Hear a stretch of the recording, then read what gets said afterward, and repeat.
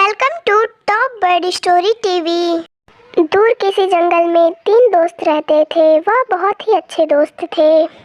पारुल, क्या बात है? 2-3 दिनों से तुम दिखाई ही नहीं दे रही हो। रानू, मेरा घोंसला टूट गया है और सर्दी भी बढ़ गई है, इसलिए मैं एक मजबूत घोंसला बनाना चाहती हूँ। उसमें लगने वाली लकड़ियों और पत्तियों को इकट्ठा कर रही थी। तो क्या तुम्हें लकड़ियाँ मिल गई? मैं बस उन्हें ही ढूंढ रही हूँ।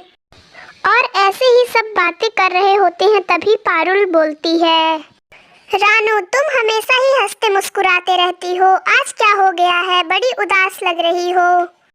मैं भी बहुत परेशान हूँ। मैं भी अपने घोंसले की चिंता में हूँ।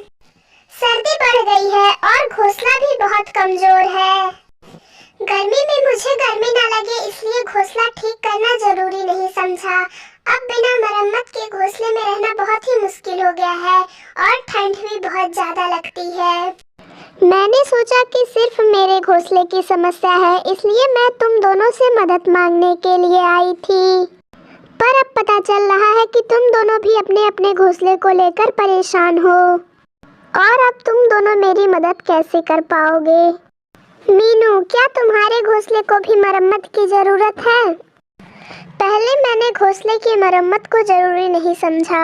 अब ठंड बढ़ रही है तो मुझे मेरे किए पे पछतावा हो रहा है। अब मैंने सोच लिया है कि मैं एक ऐसा घर बनाऊंगी जो हमें कड़कड़ाती ठंड से बचाएगा और तेज बारिश को भी रोक पाएगा और चिलचिलाती धूप से भी बचाएगा।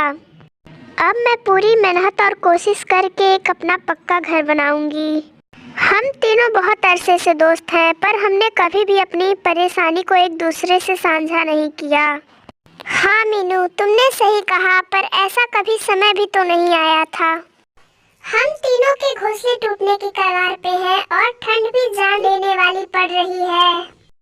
अब हमें कुछ करना होगा, नहीं तो हम इस ठंड में मर जाएंगे। अब हम तीनों अपनी समस्या को अच्छे से समझ चुके हैं। मुझे एक आइडिया आया है। अगर तुम लोग को पसंद आए तो हम उस पे काम करना शुरू कर देंगे, पर इसका हमारी दोस्ती पे असर नहीं पड़ना चाहिए। हम तीनों बहुत ही अच्छी सहेलियां हैं और एक दूसरे को अच्छे से समझते भी हैं। इस समय हम अपने घोंसले को लेकर परेशान हैं, तो मैंने सोचा है कि हम तीनों अपने अलग अलग घोंसले ना बनाकर एक ही में घोंसला बनाएं, जो बहुत बड़ा हो और मजबूत भी, जिसमें हम तीनों आराम से रह सके। मीनू, तुम्हारा आइडिया तो बहुत ही अच्छा है और हम कम समय में ही अपना घर बना लेंगे। फिर उन तीनों ने बड़ी मेहनत से एक ऐसा घोंसला बनाया जो हर मौसम में उनकी रक्षा कर सकता था। ठंड और भी ज्यादा बढ़ गई थी। तीनों दिन भर अपने खाने की व्यवस्था करती और शाम होते ही अपने घोंसले में आ जाती। उसी जंगल में एक टूटे हुए घोंसले में गोरी कौवी रहती थी। ठंड इतनी ज्यादा थी कि वह बर्दाश्त नहीं कर पा रही थी और वह ठंड से कांप रही थी। मेरी लापरवाही और आलस के वजह से मुझे आज यह दिन देखना पड़ रहा है। अगर मैंने समय रहते ही अपने घोंसले की मरम्मत कर ली होती तो आज मुझे इस ठंड की कोई चिंता नहीं रहती। हर दिन कल पे काम छोड़ती रही और आज मुझे यह दिन देखना पड़ रहा है। अब मुझे मेरी गलती समझ में आ रही है। अब मैं यहाँ पर रही तो मैं मर जाऊंगी और कई पक्षी तो अपनी जान भी गंवा चुके हैं। अब मुझे देर नहीं करनी चाहिए। किसी पक्षी के पास जाकर मदद मांग ही लेती हूँ। पता नहीं कोई पक्षी मेरी मदद करेंगे या नहीं। गोरी किसी पक्षी से मदद मांगने के लिए बाहर निकलती है। वह देखती है तो चारों तरफ बर्फ ही बर्फ होती है। वह उड़ रही थी, तभी उसकी नजर एक पक्के घोंसले पर पड़ती है। वह वहीं पर बैठ जाती है और आवाज देती है।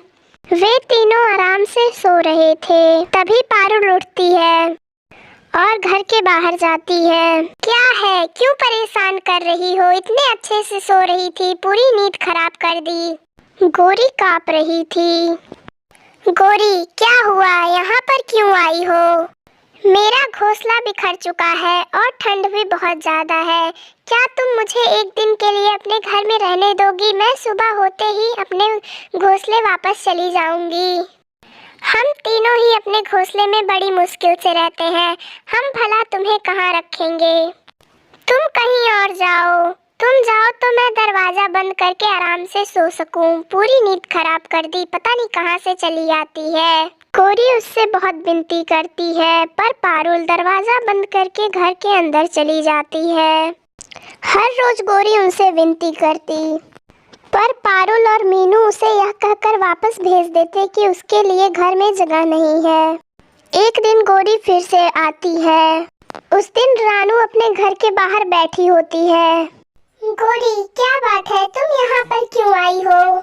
रानू, मुझे अपने घर में रहने की थोड़ी सी जगह दे दो। मेरा घोंसला टूट चुका है और ठंड भी बहुत ज्यादा है। कृपया मुझे अपने घर में रहने दो, मैं किसी भी कोने में सो जाऊंगी। और रानू उसे घर में रहने के लिए थोड़ी सी जगह दे देती है और वह गौरी को अपने घर के अंदर लेकर आती है।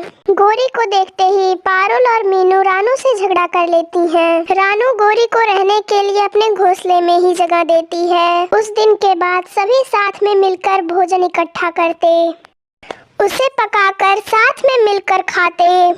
उस दिन से वह सभी बहुत अच्छे दोस्त बन गए। वह सभी एक दूसरे की सहायता करते और साथ में खुशी से रहते थे। और गौरी ने भी अपना आलस छोड़ दिया और समय पे अपना सारा काम करने लगी। इस कहानी से हमें यह शिक्षा मिलती है कि हमें कभी भी आलस नहीं करना चाहिए और अपना सभी काम समय पर कर लेना चाहिए। अगर आपको यह वीडियो पसंद आई हो तो वीडियो को लाइक करके चैनल को सब्सक्राइब करना ना भूलें। Thank you. मिलते हैं अगली वीडियो में, तब तक के लिए बाय।